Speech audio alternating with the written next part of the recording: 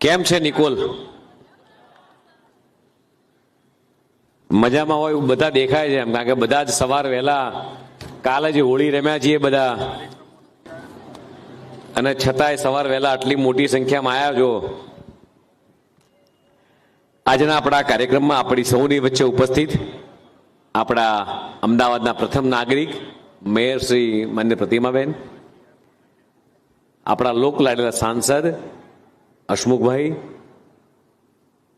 આપણા જે પક્ષના નેતા ગૌરાંગભાઈ, બેન શ્રી શીતલબેન, ચેરમેન શ્રી મુકેશભાઈ, અમારા દિલીપભાઈ, ભાઈ પરેશભાઈ, અનુરુદ્ધભાઈ, બંને મહામંત્રી શ્રી ચેરમેન શ્રી જસુભાઈ, ગૌતમભાઈ, કાઉન્સિલર મિત્રો બકુલાબેન, નીતાબેન, દિલીપભાઈ, રણજીતસિંહ, બળદેવભાઈ, ચેરમેન શ્રી રમેશભાઈ, પૂર્વ મેયર મને કિરીટભાઈ, બેન અલકાબેન મિસ્ત્રી, મીનુબેન, સંગીતાબેન, બિપિનભાઈ, આશીષભાઈ અને આપ સૌ લોકો. આમ તો હસમુખભાઈએ ઘણી બધી વાત કરી, બેને વાત કરી, એટલે મેં દિલીપને પૂછ્યું, દિલીપ કીધું આ છેલ્લા 2-3 વર્ષમાં આપણે કેટલા કામ કર્યા એમ.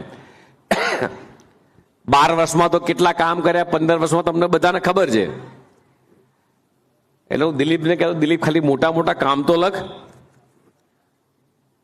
એટલે એને રણજીતભાઈ બંને લખતા હતા કે સાહેબ તમે ધારાસભ્ય બન્યા ત્યાર પછી આજ દિન સુધી હસમુખભાઈ કોર્પોરેશનનો માન્ય મેયરશ્રીનો બધાનો આભાર માનીએ.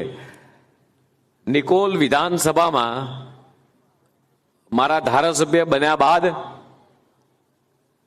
લગભગ 1000 કરોડ કરતા વધારે વિકાસના કામો થયા છે.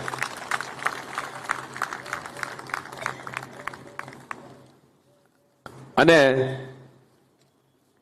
મેં દિલીપને કીધું, દિલીપભાઈ આ લખો તો ખરા કેટલા કેટલા મોટા કામ થયા છેલ્લા 2 વર્ષમાં એમ.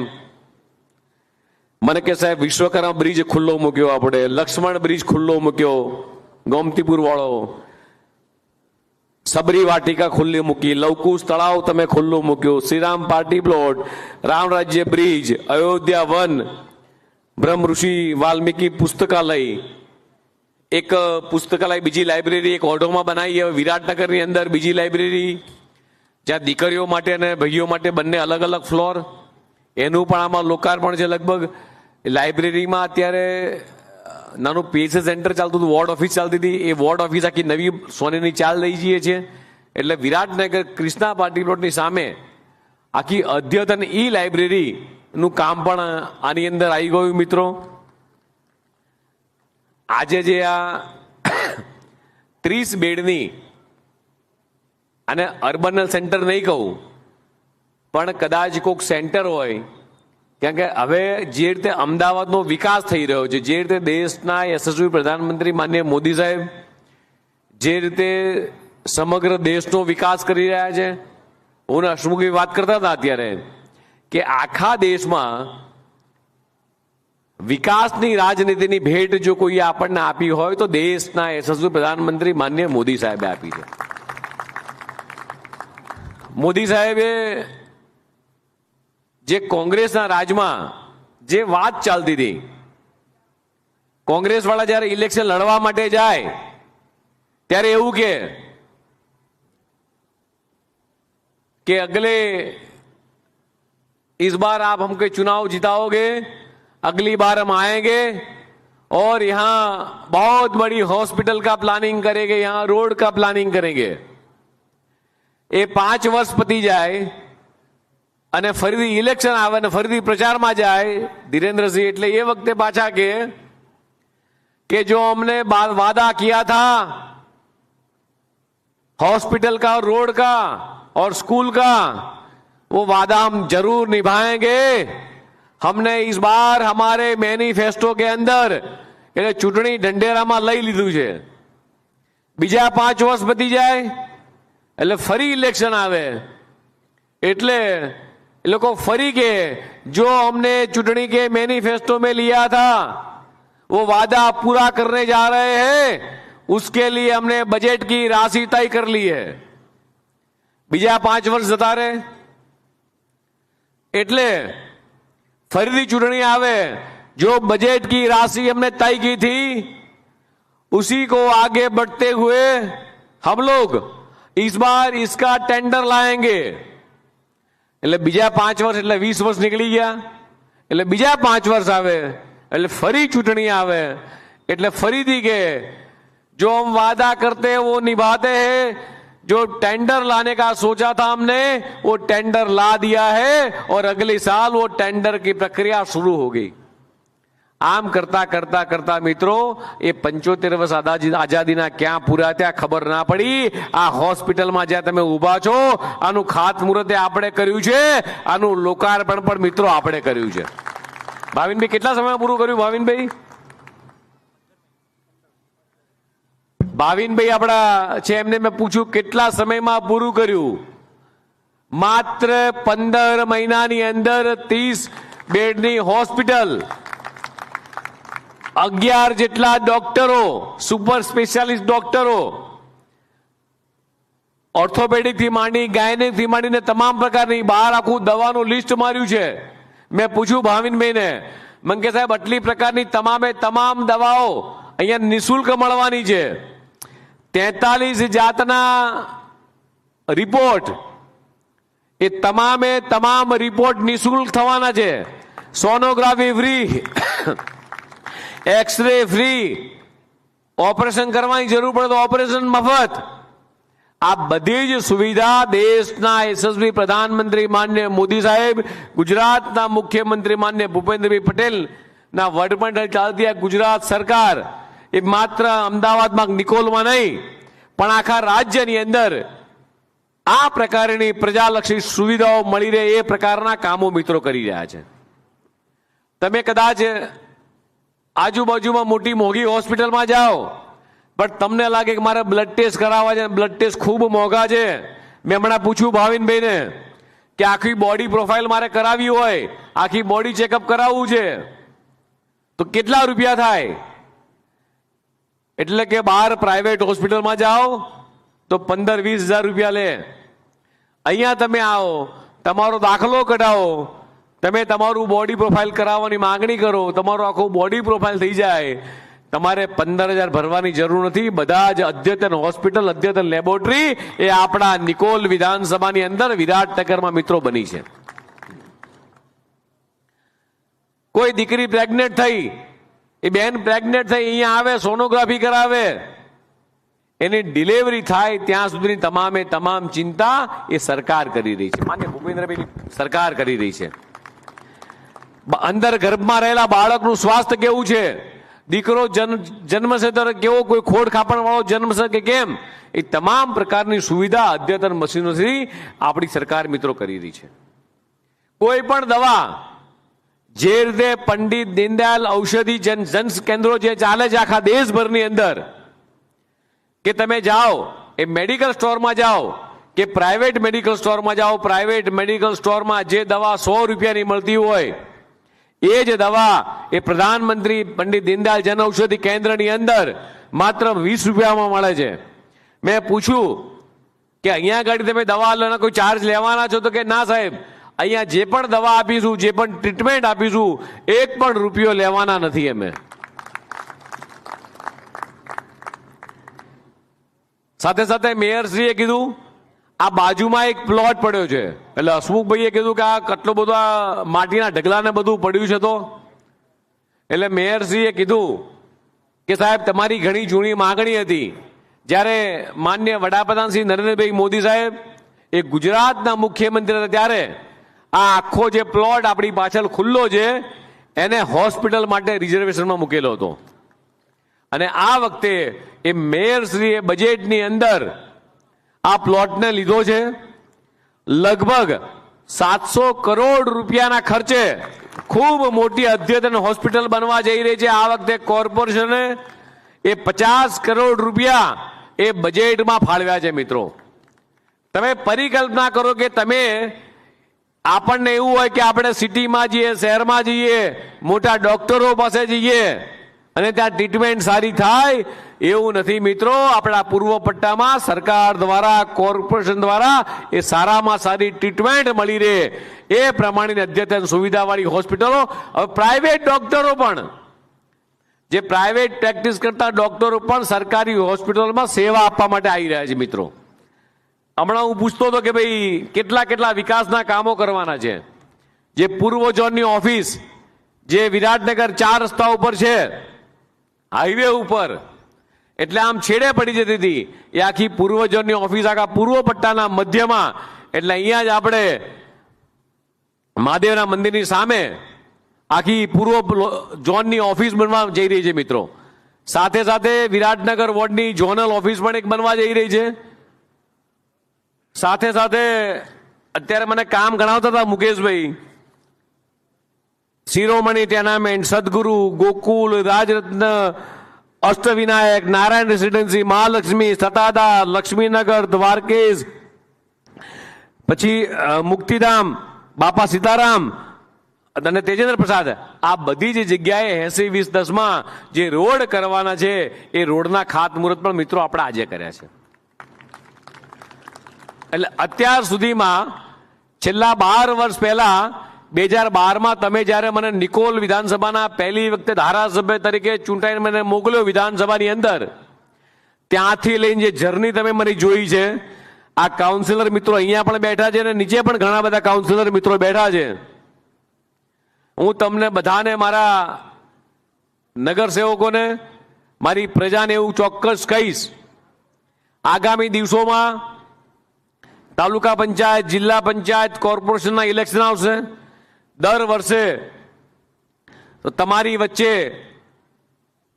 આમ તો આ કાઉન્સિલર મિત્રોને વોર્ડ પ્રમુખ રોજ ગણાવતા હોય છે કે સાહેબ તમે નાનામાં નાના વિસ્તારનું કામ, હસમુખભાઈ દિલ્હી હોય તો ખબર પડે કે અહીંયા આવવાનું તો તાત્કાલિક બધા જ કામ પડતા મૂકીને આપણે એમના પોતાના વિસ્તારમાં 7 વિધાનસભા છે છતાંય દરેક જગ્યાએ દોડીને જતા હોય છે. મારે આખા પ્રદેશમાં ક્યાંક ને ક્યાંક જવાનું થતું હોય, એટલે આગામી દિવસોની જવાબદારી મિત્રો મારી સામે બેઠેલા મિત્રોની છે. આ કાઉન્સિલરો જે 5 વર્ષ જે કામ કર્યું છે, એ 5 વર્ષ એ નાનામાં નાનો વિકાસનું કામ હોય. રાત્રે 12 વાગે તમે કીધું હોય તો તમારો ફોન ઉપાડ્યો હોય, પછી એ લાઇટ, પાણી, ગટરના પ્રશ્નો હોય, કોરોનાની મહામારી હોય કે ગમે તે પરિસ્થિતિની અંદર એ ભારતીય જનતા પાર્ટીનો કાર્યકર્તા સતત રાત દિવસ કાળી મજૂરી કરતો હોય છે. ના તડકો જુએ ના છાંયડો જુએ. અને તમારા વચ્ચેથી જે આવતા પ્રશ્નો હોય એ પ્રશ્નો અમને વાત કરે, સંસદ સભ્યને વાત કરે, કોર્પોરેશનમાં રજૂઆત કરે કે સાહેબ અમારા આપણા વિસ્તારમાં જરૂરિયાત છે.